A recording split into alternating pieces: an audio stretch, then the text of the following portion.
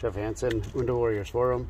Check us out, windowcleaningwarriors.com. Today we're going to take a look at cleaning out tracks. This is an exterior of a patio door on a home.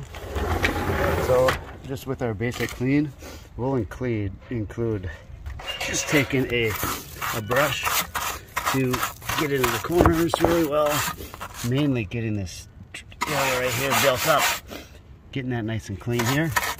One thing it's going to do is anytime it rains, it's going to allow water to flow through here better.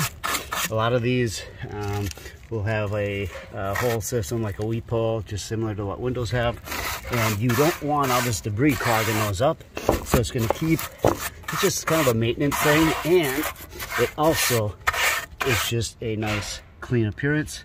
Once we get done cleaning the windows, you get it all cleaned up, it looks much better. If you go back to the other side, you can see the built up that's in here. And just a simple little added thing we do, we charge for this. We don't do an add-on price for this. How we work this into our price is when we set our prices, this is just another item along with screen cleaning that we include in every single clean, if the customer wants it or not. Just how we do business, we feel like just gets a complete cleaning done. It's out here, Window Warriors Forum.